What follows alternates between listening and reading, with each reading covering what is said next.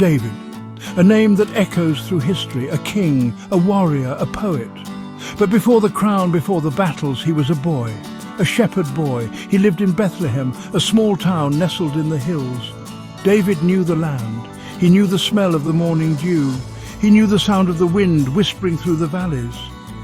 David was the youngest of his brothers. He had a heart full of faith, a head full of dreams. He spent his days watching over his father's sheep, protecting them from danger, leading them to green pastures. David's life was simple, but he was content. He found joy in the everyday miracles of nature, the sunrise, a lamb's birth, the starlit sky.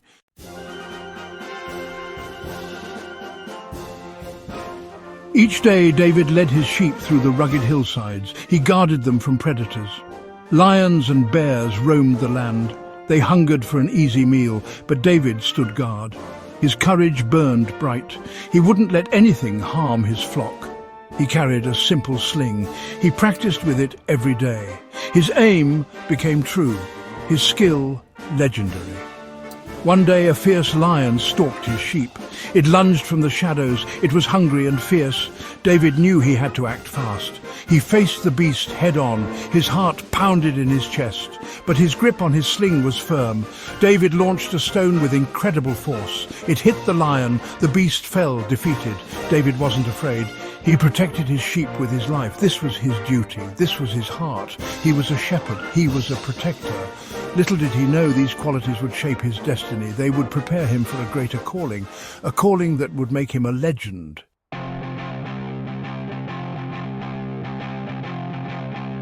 The sun beat down on David's back. He wiped the sweat from his brow. His sheep grazed peacefully. He whistled a tune, a shepherd's song. But the peace was shattered. A growl echoed through the air, deep and menacing.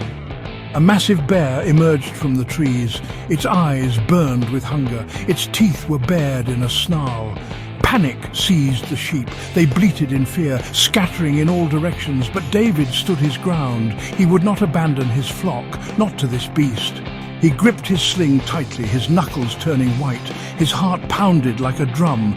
Fear threatened to overwhelm him. David knew the bear was a formidable foe. It towered over him, a wall of muscle and fur, but fear was a luxury he couldn't afford. He had to protect his sheep. His duty was clear. He would face this challenge head-on.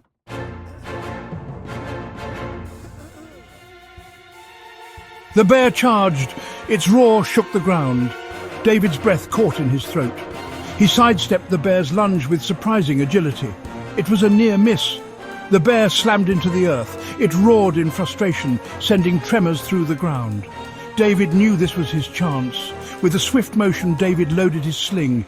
He whirled it above his head. The stone sang through the air. It found its mark, a direct hit to the bear's head. The beast staggered, but it wasn't over yet. The bear shook its head, dazed but enraged. David knew he couldn't hesitate. He had to finish this. He grabbed another stone. He loaded the sling with practiced ease. He let the stone fly. This time, it struck the bear's chest. The bear stumbled, its legs giving way beneath its massive weight. It crashed to the ground with a thud.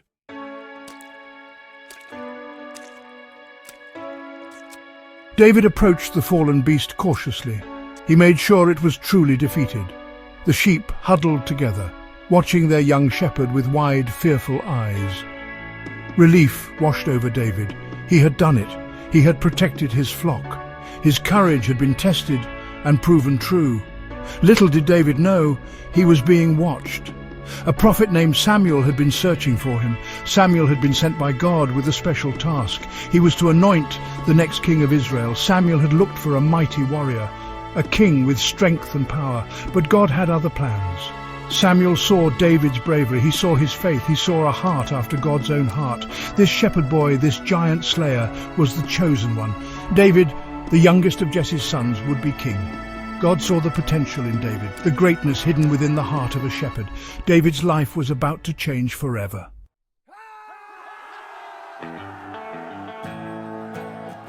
Word spread like wildfire. A young shepherd had slain a bear with his bare hands. The courage of David, the youngest son of Jesse, was on everyone's lips. Even Samuel, the prophet of God, heard the tales. He knew God was at work. God was about to do something extraordinary. Samuel traveled to Bethlehem. He carried a message from God. He was to anoint the next king of Israel. Jesse, David's father, was a man of God. He gathered his sons. He presented them before Samuel. Samuel looked at the sons of Jesse. They were strong and tall. They looked every bit the part of a king. But God doesn't look at outward appearances. God looks at the heart. Samuel waited. He knew God had chosen someone special.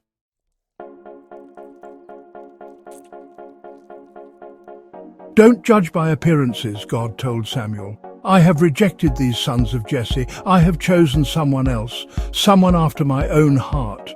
Jesse called for David. David was tending the sheep in the fields. He was faithful in the small things. He was responsible and dedicated. David came before Samuel. He was young. He was tanned from the sun. He had kind eyes and a gentle spirit. Samuel felt God's presence. This was the one. This shepherd boy was to be king. Samuel took the horn of oil. He anointed David in front of his brothers. The Spirit of the Lord rushed upon David. It was a moment of divine appointment. David's life would never be the same.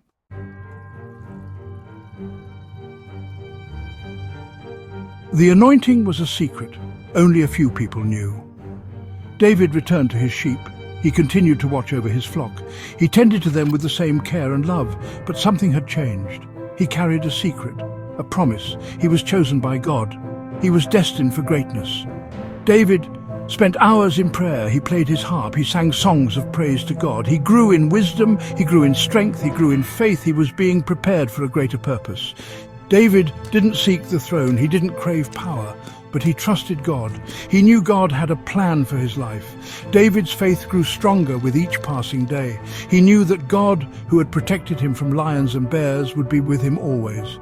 The anointing was a sacred covenant. It was a sign of God's favor. David was destined to be king, but his journey had just begun. He would face many challenges, many trials, but through it all, God would be with him.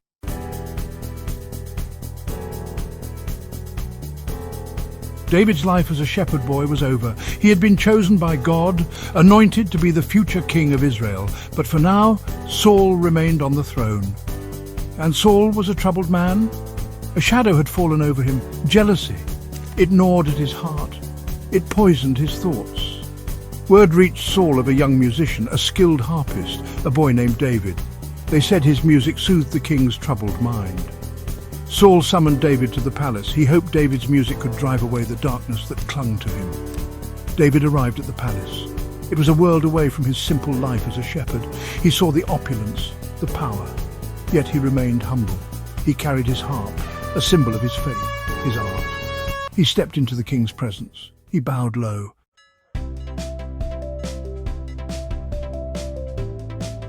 David played his harp for King Saul.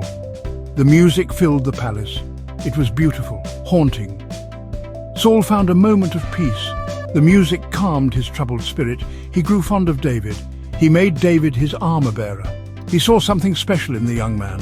But the jealousy remained. It lurked beneath the surface. News spread of David's bravery. He had slain the giant Goliath. The people celebrated David as a hero. They sang his praises. Saul's jealousy intensified. It twisted inside him, turning into a venomous hatred. The people loved David. They chanted his name. Saul felt his own throne, his own power slipping away. One day, David played his harp for Saul. Saul's rage boiled over. In a fit of madness, he hurled a spear at David. David dodged the spear. It clattered against the wall. He fled for his life.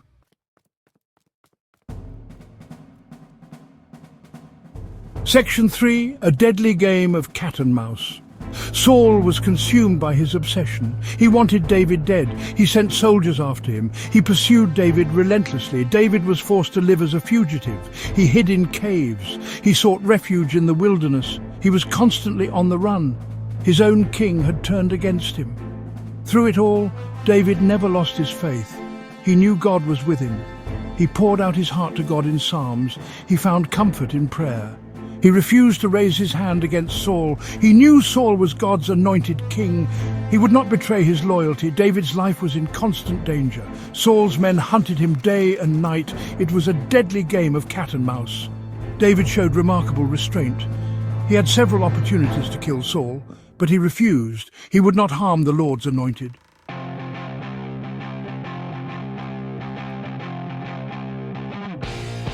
Section 1. The Giant's Challenge. The Philistine army stood on the valley's opposite side. They were fierce warriors, their armor gleaming in the sunlight. Among them stood a giant, Goliath. His height was immense. His voice boomed like thunder. He struck fear into the hearts of men. For 40 days Goliath had challenged the Israelites. Each day he mocked their God. He dared them to send a champion to fight him. The Israelites trembled in fear. No one dared to face him. Who could stand against such a giant? David's brothers were soldiers in Saul's army. David went to bring them food. He heard Goliath's challenge. He saw the fear in the eyes of the Israelite soldiers. He was outraged. How dare this Philistine defy the living God? David's heart burned with courage. He knew what he had to do. He would face the giant. He would defend the honor of God. He would trust in the Lord to deliver him.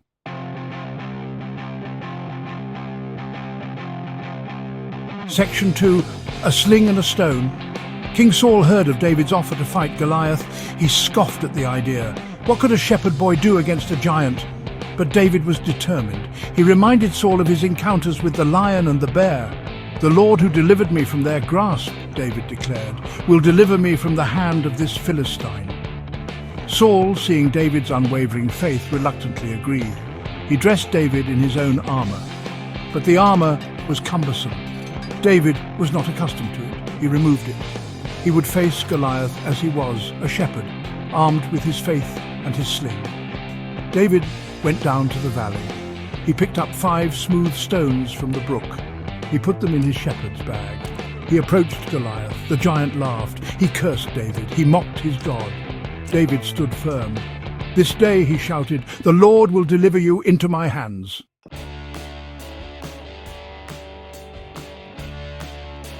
Section 3.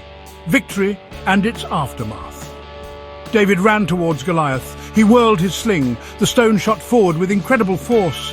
It struck Goliath in the forehead. The giant staggered. He fell to the ground with a crash that shook the valley. The Philistines were stunned. They had put their trust in a giant. They had underestimated the power of the one true God. They fled in terror. The Israelites, emboldened by David's victory, charged after them. They won a great victory that day. David stood over the fallen giant. He drew Goliath's own sword and cut off his head. The threat to Israel had been removed. David's courage had saved the day. He had proven that faith in God was more powerful than any giant. The news of David's victory spread like wildfire. He was hailed as a hero. The people sang his praises. They celebrated him throughout the land. David's fame grew. He became a symbol of courage, of faith, of God's power working through ordinary people.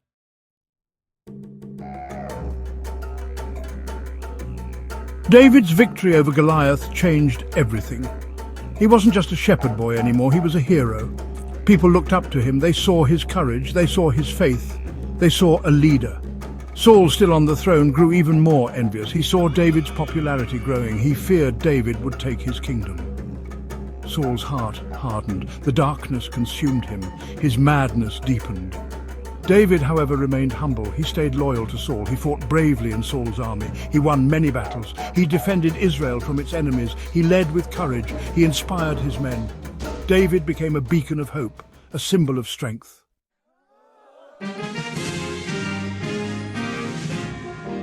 David's fame spread throughout the land. He led the Israelite army to victory after victory. He conquered their enemies, the Philistines, the Moabites, the Ammonites. None could stand against him. He was a brilliant strategist, a fearless warrior, a man of the people. David always gave the glory to God. He knew that his victories were not his own. They were gifts from God. He acknowledged God's power. He gave thanks for God's faithfulness. With each victory, David's popularity grew. The people loved him.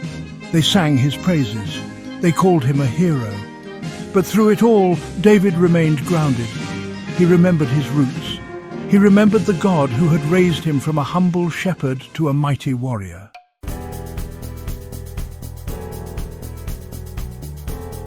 In Section 3, we learn about David's mighty men. David surrounded himself with loyal men, brave warriors who were dedicated to him. They were known as David's mighty men. They were the bravest of the brave, the strongest of the strong. They were fiercely loyal to David, and they would lay down their lives for him. These men were more than just soldiers to David. They were his friends, his confidants, his brothers. They had fought alongside him in countless battles, shared danger and hardship, and celebrated victories together. One of the most famous of David's mighty men was a man named Uriah. Uriah the Hittite, a valiant warrior, a man of honor. He would play a crucial role in David's life, a role that would test David's heart and have tragic consequences.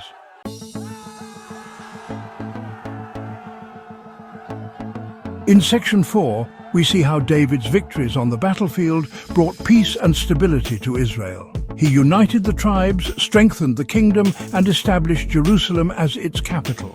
He built a mighty fortress there, a symbol of Israel's strength, a testament to David's leadership. Under David's rule, Israel prospered. The people thrived. There was peace in the land.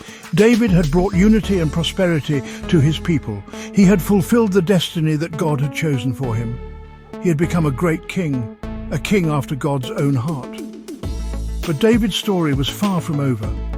His greatest challenges were yet to come. Challenges that would test his faith, challenges that would threaten to destroy everything he had built.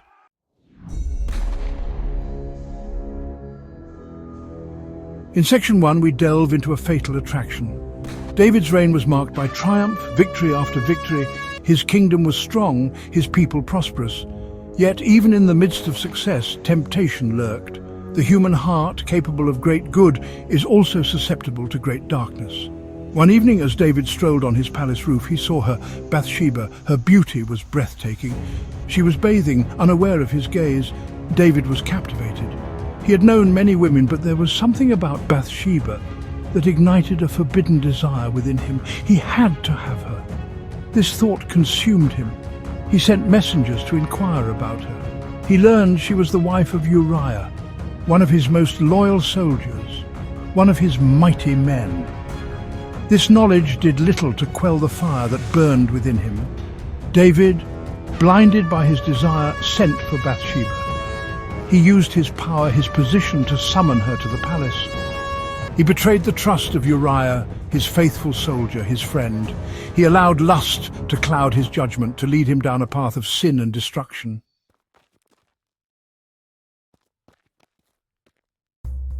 Bathsheba arrived at the palace. She was intimidated by the king's summons. She was powerless to refuse. David, consumed by his desire, took her. He committed adultery with her, betraying his vows, violating the sanctity of marriage. In that moment, he was no longer the righteous king, the shepherd boy after God's own heart. He was a man driven by lust, his actions a betrayal of his faith and his kingdom. Weeks later, Bathsheba sent word to David she was pregnant. Panic surged through him. His sin, his betrayal, was about to be revealed. He had to find a way out. He had to protect his reputation, his throne. His mind raced, desperately seeking a solution. But every option led to a dead end. He summoned Uriah back from the battlefield. He pretended to be concerned for his welfare. He plied Uriah with food and wine. He hoped to get him drunk, to convince him to go home to his wife. David's plan was to make it appear as if the child was Uriah's, to cover up his own sin.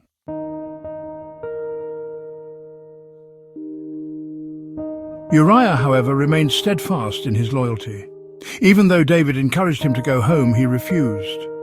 He would not enjoy the comforts of home while his fellow soldiers were risking their lives on the battlefield. Uriah's honor, his integrity, stood in stark contrast to David's deceit. David grew desperate. His plan was failing. He had to find another way. He wrote a letter to Joab, his army commander, a letter sealed with his own royal seal, a letter containing a sinister order. He ordered Joab to place Uriah on the front lines of the battle, in the thick of the fighting where he was sure to be killed. Joab, though hesitant, obeyed the king's orders. He sent Uriah on a suicide mission. Uriah, the loyal soldier, the honorable man, fell in battle just as David had planned. He died unaware of the betrayal that sealed his fate. David, his hands stained with the blood of an innocent man, had succeeded in covering up his sin.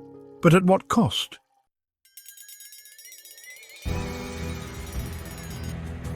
David took Bathsheba as his wife. He tried to bury his guilt, to forget the price of his actions. He tried to move on, to pretend that everything was all right. But his sin cast a long shadow. It festered within him, poisoning his heart. God, however, saw everything. He sent the prophet Nathan to David. Nathan, with wisdom and courage, confronted David with his sin. He told a parable of a rich man who stole a poor man's only lamb. David, enraged by the rich man's actions, declared, "As surely as the Lord lives, the man who did this must die." Then Nathan spoke the words that cut David to his core. "You are the man," he declared. He revealed to David that God knew everything. He exposed David's sin, his deception, his betrayal. David, stripped bare, fell to his knees in shame. David's heart was broken. He had sinned against God. He had betrayed his friend. He had murdered an innocent man. The consequences of his actions would follow him for the rest of his days. His sin would have a ripple effect, bringing pain and suffering to his family, his kingdom. He had fallen a long way, the shepherd boy, the giant slayer, the king after God's own heart.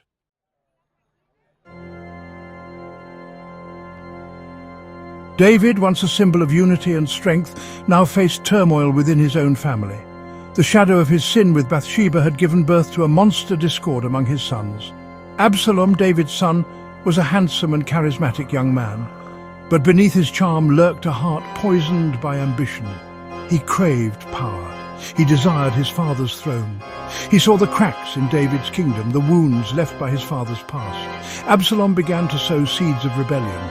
He whispered lies about his father. He exploited the grievances of those who felt overlooked or mistreated. He presented himself as a man of the people, a leader who would listen to their concerns, a king who would restore justice and prosperity. He played on their emotions, their vulnerabilities, their desire for change. David, consumed by his own guilt and grief, seemed oblivious to the storm brewing within his own household. He had poured his energy into building a kingdom, but had neglected the hearts of his sons. He had failed to see the resentment festering within Absalom. He had failed to recognize the danger growing in his own backyard. Amnon, David's eldest son, had committed a grave sin against his half-sister Tamar, Absalom's full sister. David, though angered by Amnon's actions, failed to punish him. This inaction fueled Absalom's rage. He saw it as weakness, as a betrayal of justice. He vowed revenge. He would make his father pay.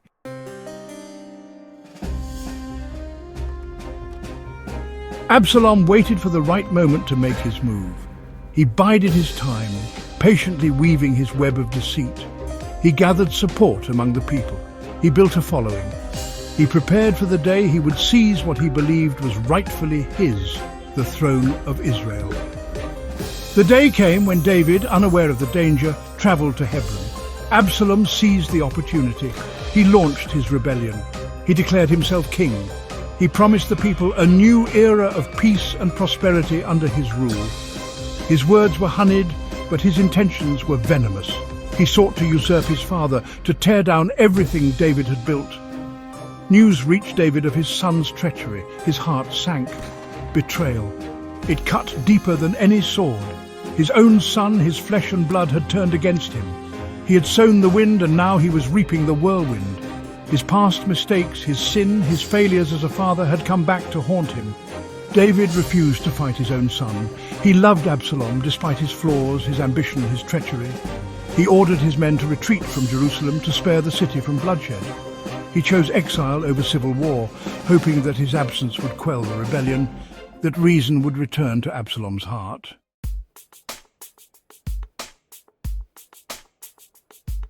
Section 3. Flight from Jerusalem. David, once a mighty king, fled from his own city, a fugitive in his own land. He was accompanied by a small band of loyal followers, those who refused to abandon him in his hour of need. Among them were his faithful warriors, his mighty men, their loyalty unwavering even in the face of such adversity. As David and his men fled, they were met with scorn and ridicule from some who had once cheered their king. They were pelted with stones and cursed. The weight of his kingdom, his family, his mistakes pressed down on him with crushing force. Yet even in his despair, David clung to his faith. He poured out his heart to God in psalms, his words a raw and honest expression of his pain, his repentance, his hope. He knew that God was his only true refuge, his only solace in the midst of such turmoil. He wept as he walked, his tears mingling with the dust of the road. He wept for his son, for his kingdom, for the peace that had been shattered. He wept for his sins, for the consequences that now ripped his family apart. David's flight from Jerusalem was a journey of both physical and spiritual exile. It was a time of deep introspection, of confronting his failures, of seeking God's forgiveness and guidance. He had fallen from grace, but he had not lost his faith.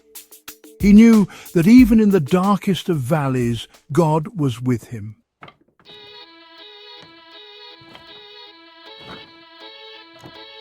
Section 1. The Battle for a Kingdom. David, heartbroken but resolute, found refuge in the wilderness. He gathered his loyal followers, his mighty men rallying to his side. The pain of his son's betrayal was a heavy burden, but he knew he couldn't give in to despair. Absalom, blinded by ambition, had plunged the kingdom into a civil war.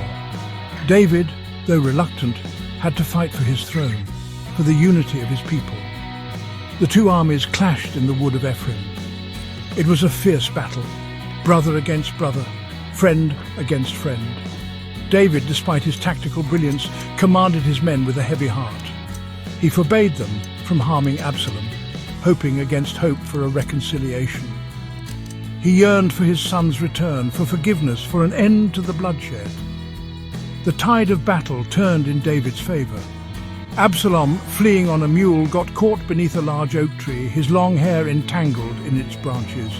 Joab, David's loyal but ruthless general, seeing the opportunity, defied the king's orders and struck down Absalom, ending the rebellion.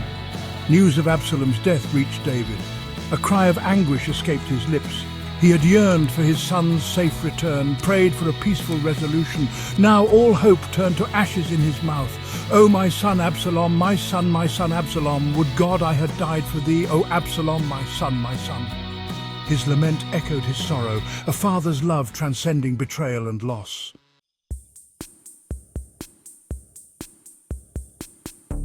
Section 2. A King's Legacy. David's victory was bittersweet. He had saved his kingdom, but at a terrible cost. He returned to Jerusalem a broken man, the weight of his sins, his losses, heavier than ever. He had tasted the heights of triumph and the depths of despair. His life, a tapestry woven with threads of courage, faith, love, and betrayal. Despite his flaws, David never lost sight of God. He continued to seek God's guidance, to find solace in prayer.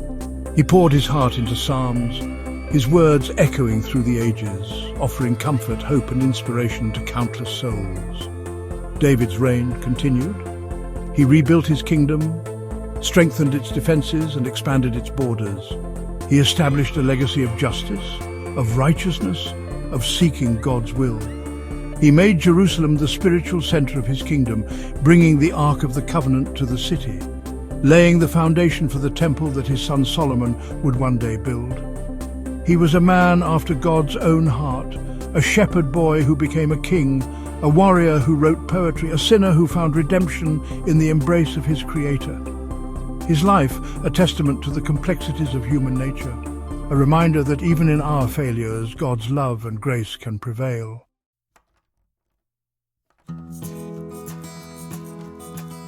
Section 3. Rest in Peace. As David's years drew to a close, he knew his time on earth was coming to an end. He had lived a full life, a life of adventure, of love, of loss, of faith tested and found true. He'd faced giants and demons, both external and internal. He had known the sting of betrayal and the sweetness of forgiveness. He'd prepared his son Solomon to succeed him, to rule with wisdom and justice. He had imparted his knowledge, his experiences, his love for God to his heir. He looked at Solomon, his heart filled with pride and hope. He knew the future of Israel rested in capable hands. David closed his eyes, his breathing shallow. He saw Bathsheba's face, her beauty etched with the passage of time, but her love for him unwavering. He saw the faces of his sons, the pain of their past transgressions replaced by forgiveness and reconciliation. He saw the faces of his mighty men, their loyalty a testament to the bonds forged in battle and in faith. He breathed his last, his spirit departing this world. David, the shepherd boy, the giant slayer, the king of Israel, had entered into his eternal rest. He left behind a legacy that would echo through the ages. A legacy of faith, of courage, of a heart that, despite its flaws, had always sought after God. His story, a timeless reminder that God can use even the most ordinary people to accomplish extraordinary things, that even in the face of our greatest failures, God's love and grace can redeem and restore. David's life, a testament to the enduring power of faith, a song of redemption that continues to resonate in the hearts of those who dare to believe.